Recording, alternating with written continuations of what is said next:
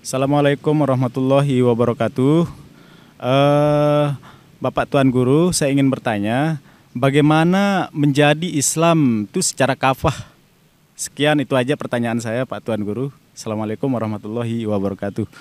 Waalaikumsalam warahmatullahi wabarakatuh. Di dalam Al-Quran Allah subhanahu wa ta'ala mengatakan, Ya ayyuhalladzina amanu udkhulu fis silmi kafah.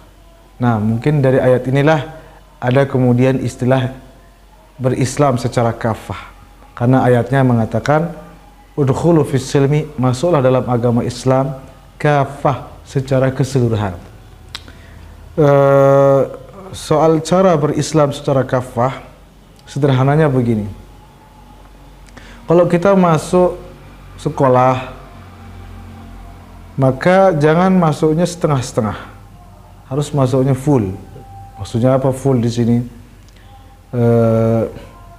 Jangan sebagian peraturannya diikuti, sebagiannya tidak.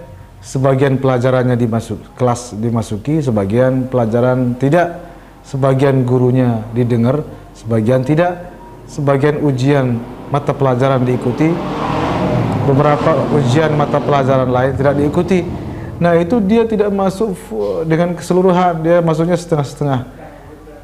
Itu saja pasti merupakan satu hal yang tercela. Ini ngapain orang ini nggak jelas gitu.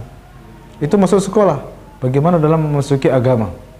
Masuk Islam itu juga harus keseluruhan. Jangan setengah-setengah percaya sama peraturan ini diikuti. Peraturan misalnya sholat diikuti. Peraturan zakat nggak mau diikuti. Udah saya sholat aja, zakat nggak mau. Tidak bisa begitu. Perintah-perintah yang ini misalnya perintah-perintah untuk tidak mencuri, tidak boleh mencuri, ditinggalkan. Oke, siap. Tapi tidak boleh minum khamar, nggak diikuti, udah minum saja khamar. Maka dia setengah-setengah masuk Islam.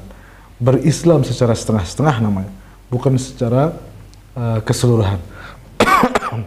Jadi tidak boleh yu'minuna bi ba'd wa yakfuruna bi ba'd, tidak boleh beriman kepada sebagian dan tidak beriman pada sebagian dari Al-Quran.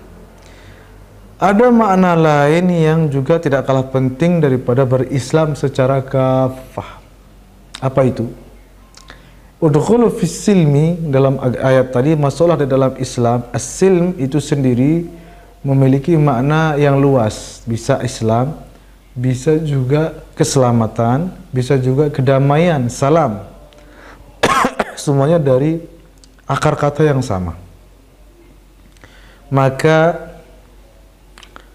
as-silm ini lawan katanya al-harb, perang. Maka as-silm itu adalah kedamaian, dan Islam adalah agama kedamaian. Maka dapat kita pahami juga dari berislam secara kafah adalah menebarkan kedamaian kepada semesta alam, atau menerapkan kedamaian bersama semua elemen yang ada di sekitar kita. Jadi kita berdamai dengan manusia, berdamai dengan umat Islam, berdamai dengan non-muslim, berdamai dengan binatang, berdamai dengan lingkungan, berdamai dengan alam semesta, berdamai dengan Allah subhanahu wa ta'ala. Artinya berdamai dengan Allah, kita tidak membuatnya murka. Kita tidak membuat masyarakat sekitar kita, tetangga kita terluka. Kita tidak menyakiti binatang. Jadi kedamaian dengan semua, dengan keseluruhan ciptaan Allah. Kita menebarkan kedamaian. Kita tidak bermusuhan dengan siapapun selama kita tidak diserang terlebih dahulu. Dan itu pun ketika diserang, kita hanya membela diri.